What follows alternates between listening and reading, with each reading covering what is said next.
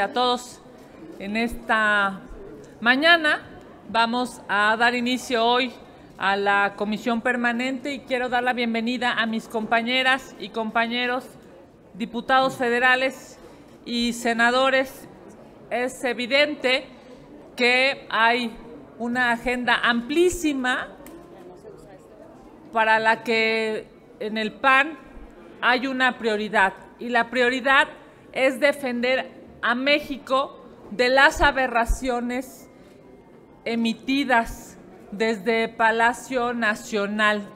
Hemos visto que son expertos en generar cortinas de humo, en presentar iniciativas que dañan a México, en presentar iniciativas que dañan a las instituciones. Y nosotros aquí, en esta comisión permanente, estaremos dando, por supuesto, argumentos técnicos y argumentos éticos para que las propuestas del presidente de la República, si no son para bien de México, no puedan transitar. Si no son para ayudar al pueblo de México, no puedan transitar. Porque aquí hay un grupo parlamentario fuerte, un grupo parlamentario unido, que junto con el bloque opositor estaremos deteniendo todas las irresponsabilidades del presidente de la República. Y hoy venimos a hablar de dos temas importantes. Voy a iniciar con un tema que ha sido no solamente para los capitalinos una tragedia, sino ha sido un tema nacional que demuestra la insensibilidad, pero sobre todo demuestra la injusticia que el gobierno de Morena ha realizado en este año que se ha cumplido a propósito del derrumbe de la línea 12 del metro. En aquella noche perdieron la vida 26 personas. En aquella noche se develó la corrupción de la que ya se tenía conocimiento a propósito de la línea 12 del metro. Una línea que demuestra y que lamentablemente corona una serie de irregularidades administrativas, una serie de corrupción brutal por parte del gobierno de la Ciudad de México y solapada un año después, hoy, no solamente por la jefa de gobierno, sino también por el presidente de la República. Lo vamos a seguir reclamando.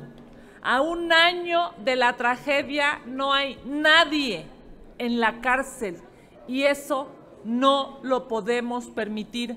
A un año de la tragedia no hay ningún servidor público de alto nivel imputado por esa tragedia que costó la vida a 26 personas.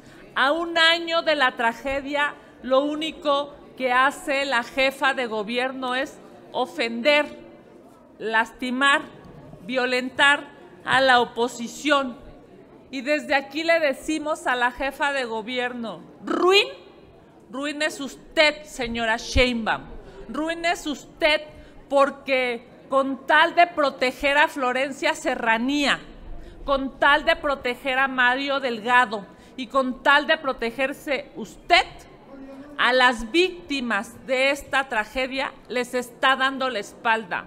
Le está dando la espalda a toda la Ciudad de México que exige justicia. No puede haber justicia si no hay responsables en la cárcel. No puede haber justicia si hay posibilidades latentes, diarias, de que el metro se pueda colapsar y pueda cobrar más vidas. No puede haber justicia si usted solamente, señora Sheinbaum, se la vive en campaña y no siendo jefa de gobierno.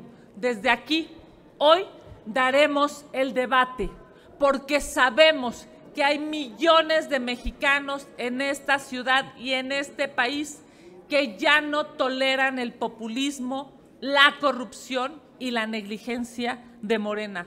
Estaremos dando el debate hoy en el Pleno a propósito de esta tragedia que ha cumplido ya un año y por la cual no hay responsables. Muchísimas gracias. Le cedo ahora el uso de la palabra a mis compañeros diputados. Adelante. Muy buenos días a todas y a todos ustedes. Como saben, el día de hoy el presidente de la República hizo la presentación de lo que da a conocer como el paquete contra la inflación y la carestía. Qué curioso, ¿no? El presidente que critica las medidas neoliberales asume medidas del mismo corte que el presidente de la Madrid y que el presidente Salinas en su tiempo, precisamente para evitar o controlar la inflación. Para nosotros es insuficiente este paquete económico porque creemos que no va a contener la inflación. Hay que recordar que al día de hoy la inflación estamos en un 7.7% cuando el presidente había anunciado que iba a controlar la inflación en un 2.4%. No ha podido y hoy presenta este paquete contra la inflación y la carestía. La pregunta que hacemos nosotros es, ¿y por qué no apoyó a las micro y pequeñas empresas durante la pandemia? ¿Por qué no apoyó a los productores del campo en su tiempo? ¿Por qué no apoyó a todos aquellos que entran en la cadena de producción de alimentos en este país? ¿Y por qué se esperó hasta ahora? A casi 40 meses de su gestión, está presentando un plan que evidentemente solo fija un precio de garantía a 24 productos de la canasta básica, que de tener éxito solamente beneficiaría a la población porque le otorga una opción adicional para la compra. Eso es insuficiente porque esta lista de 24 productos representan solamente el 13% de los que componen el Índice Nacional de Precios al Consumidor, con el que se estima mensualmente la inflación en nuestro país. Por eso creemos que es insuficiente, porque no detendrá la pobreza alimentaria, ya que de acuerdo a los datos del Coneval, la canasta alimentaria básica incluye más de 40 productos, muchos de los cuales evidentemente no están en la lista de hoy que se da a conocer oficialmente. Y es insuficiente porque propone mantener la actual política de los subsidios a la gasolina y al diésel, 330,000 millones de pesos. Pero esto no ha evitado que las gasolinas figuren en febrero, en marzo y en abril entre los productos que han tenido mayores aumentos según datos del INEGI. Y creemos también que es insuficiente porque propone un aumento de la producción de granos, es decir, extender de 5 a 9 estados el programa de fertilizantes para el bienestar, cuando está claro que la política agropecuaria del actual gobierno ha sido un fracaso en estos 40 meses que lleva en el gobierno, ¿no? Sabemos que la superficie cosechada de productos agrícolas ha caído casi un 20% según datos del propio gobierno. A ver qué nos dicen los defensores de esta política económica que solamente culpan al pasado.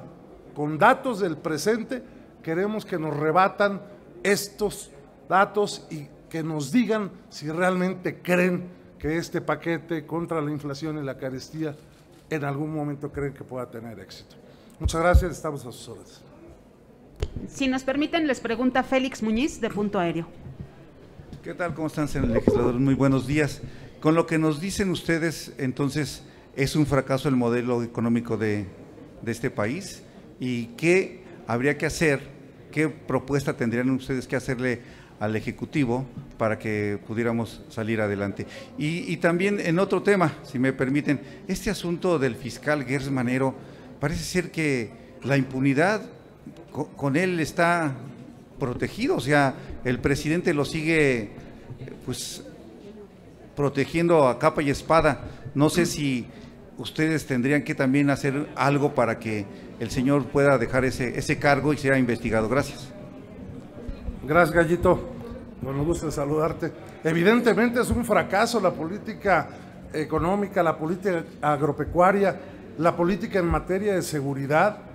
Pues no criticaba el presidente cuando era candidato las manos que tenía llenas de sangre el presidente Calderón en su guerra que él decía que era o había sido infructuosa, y ahora a tan solo 40 meses de gobierno ya superó no solamente los índices en homicidios dolosos y feminicidios del presidente Calderón, sino también los del presidente Peña Nieto en 6 años. Es evidente que hay un fracaso absoluto en todos los terrenos en los que se ha presentado. Ya ni hablar, por supuesto, de la política eléctrica que ha manejado en este país, que por cierto sigue incrementando los precios de las tarifas eléctricas. No sé si alguien quiera contestar lo del fiscal. Bueno, y en el tema del fiscal, evidentemente está protegiendo algo que ya es insostenible. Yo no creo, sinceramente, que el presidente de la República no tenga alguna otra carta dentro de su baraja para presentar como propuesta alternativa. Está claro que el fiscal ha fallado. Al fiscal ya no le tiene confianza ni el presidente de la República. El problema es que cómo lo quita ahorita cuando lo ha defendido a capa y espada en todos lados. Fracasó en el tema de Emilio Lozoya, fracasó en el tema de Alejandra Alejandra Cuevas. Ha fracasado en cada uno de los temas que ha manejado el fiscal, y entonces la historia nos da la razón a nosotros cuando dijimos que el que iba a ser el fiscal carnal iba a ser Gertz Manero, cuando nosotros en su momento propusimos que fuera una fiscalía independiente y autónoma del Ejecutivo para que diera resultados. No ha sido así, ha sido un fracaso. Y bueno, a ustedes como diputados, si me lo permiten, está en sus manos y en su cancha ahorita la reforma electoral. ¿Ustedes como grupo siguen compactos en no salirse, en no renunciar por ahí para dar un voto y que no los nombren traidores a la patria? Bueno, yo adelanto, te recomiendo mi columna del día de hoy, Gallito. Adelanto que por lo menos en lo personal hay 3 cosas que por supuesto nos hacen pensar que no se puede acompañar esta propuesta. Vamos, el querer apoderarse del Instituto Nacional Electoral ha provocado una reacción no solamente de los partidos de oposición que están unidos en torno a esta posición de defensa del Instituto Nacional Electoral. Nada más para un ejemplo claro, la propuesta del presidente, que por cierto presentan el titular de la Unidad de Inteligencia Financiera y el titular de aduanas de este país, como si no tuvieran que hacer en sus respectivos campos, presentan la reforma electoral. Pero fíjense, en la propuesta del INE, para los consejeros, cada poder de la Unión presenta 20 candidatos y esos van a una elección por el voto mayoritario. Pues sí, nomás que el presidente tiene la propuesta de la tercera parte, y si tiene el control de la Corte, tiene otros 20, y si tiene el control del Legislativo, pues tendrá 60 propuestas el presidente. Eso es no tener memoria histórica de lo que ha costado precisamente la propuesta del instituto. Yo creo, y es un punto de vista personal, no sé si mis compañeras y compañeros quieran agregar algo, que la propuesta que se presentó no ha sido bien recibida por los partidos políticos de oposición, que entre otras cosas también afecta enormemente al Partido Verde Ecologista y al PT en caso de que avance este asunto. Y por supuesto, la sociedad civil se ha manifestado en contra de la misma. Pero tu bancada está sólida, no se van a salir. La siguiente pregunta es de Leticia Robles de la Rosa de Excelsior. Hola, Leti. Buenos días, diputadas, senadoras, diputados. Me da mucho gusto ver a don Humberto. Tenemos un pasado en común en la 60 y 61.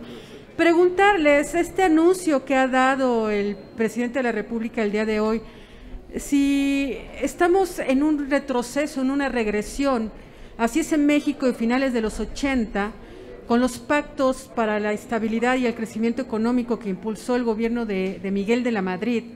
Y si es así, ¿cuáles son o serían brevemente las características diferentes entre ese país de finales de los 80 y este país del 2022, como para poder hablar de una similitud de estos y diferencias de estos pactos? Y por el otro lado, preguntarles, ¿cómo están previendo esta dinámica de trabajo con el bloque oficialista? ¿Creen ustedes que va a incendiarse el pleno de la permanente al abordarse este tipo de temas, o creen ustedes que el oficialismo evitará que estos temas se lleven al debate en la tribuna? Muchísimas gracias. Gracias, Leti, un gusto en saludarte de nuevo.